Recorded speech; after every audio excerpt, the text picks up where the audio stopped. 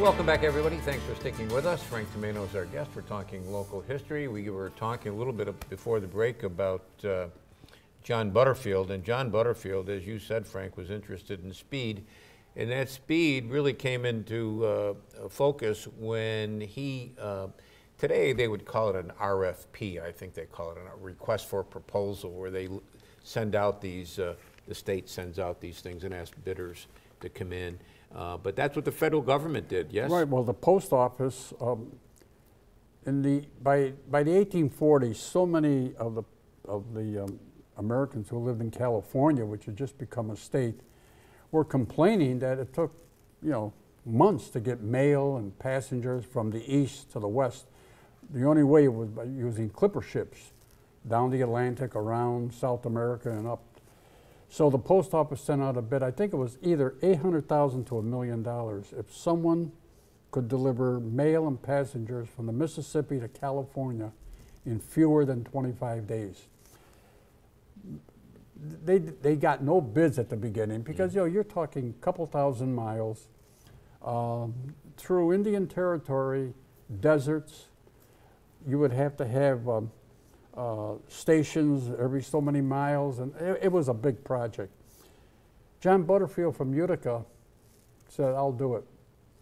And make a long story short, he organized a overland stage company, and in 1848 or 9, I forget, the first stage left St. Louis and reached California in 24 days and a few hours, so he got the contract. Came right down to the wire there. I mean, it really would make a good movie, all the suspense in that and everything, Well, they made a movie called Wells Fargo with Joel McCrea, where John Butterfield is a character in the movie in 1936 or 37. But many of the old B westerns and even some of the main westerns, you'll see the overland stage. I was watching a movie right on the side of the stagecoach. Right. Sometimes it says Butterfield Overland Stage.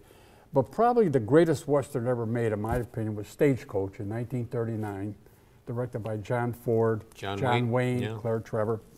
And the Stagecoach, if you look, it said Overland Stage. So it's John Butterfield's Stagecoach. It didn't have Butterfield's name on it. But my God, he was the country's Mr. Transportation. Yeah. And again, I don't know if Faxton had money, probably did have money invested because it did cost quite a bit of money to, to do with Butterfield. But again, he was always, both of them were always interested in going fast and faster.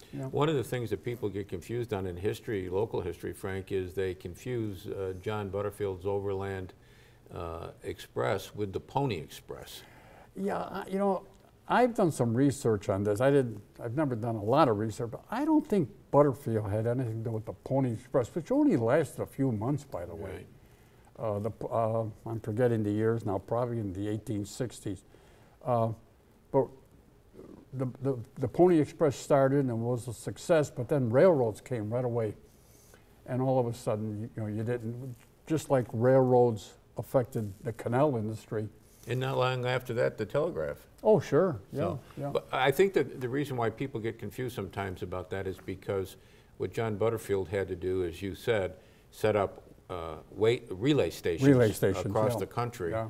And of course, that's what the Pony Express was noted for. Yeah. And of course, John Butterfield and Faxton were one of the founders of American Express. Right. So the word express, I think maybe, I don't know. But now, Butterfield may have had some money invested in it, but the thing that kind of bothers me, in Utica, we sort of forget these people. Yeah. John Butterfield is a big hero in the Southwest. From what I understand, you go to places in Arizona and New Mexico and parts of western Texas. Every year they have celebrations because the overland stage went through their areas. At the 100th anniversary in 1958 or 59, they had major celebrations honoring John Butterfield. The post office issued a stamp, a Butterfield stamp. And sorry to say, here in Utica, we don't do much with these people, you know. There is a statue to him, but he put it up. His family Yeah, put it up it's themselves. at Forest Hill Cemetery. Yeah, you know. right. Yeah, And there's no statue of Dan Butterfield. Yeah. At the History Center, the Oneida County History Center, we do have a bust of Butterfield, and I believe it's near the front entrance now, inside. Mm-hmm. And as you know, that's Dan Butterfield. I don't want to mix them up with John, his father. If you mentioned the Southwest, Frank, if you go out in the Southwest, and if you were to look at a map, a detailed map, there are still places out in the Southwest in Arizona like that Butterfield named some of these relay stations. Right, yeah. And he took names from here. Right, yeah. I just thought of a mistake I made. Yeah. We got a bust of Dan Butterfield, not John Butterfield. Dan Butterfield, who was the Major General of the Civil War, composer of Taps, was John Butterfield's son. So yeah. I don't want to make the same mistake I made with Faxton. But anyway, there's some little small communities that still carry the names from back here. Yeah, so he had a lot of influence in opening the West, because I eventually, of course, railroads would have, but in the 1840s, that was a major story, and Butterfield became, a national figure.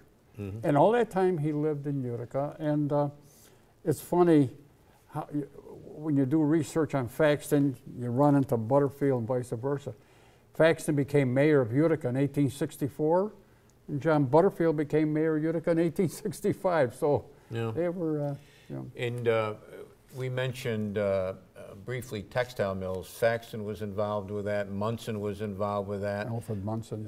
When we come back, let's talk a little bit about the textile mills that helped make Utica a really great city with a big population. Short break, right back.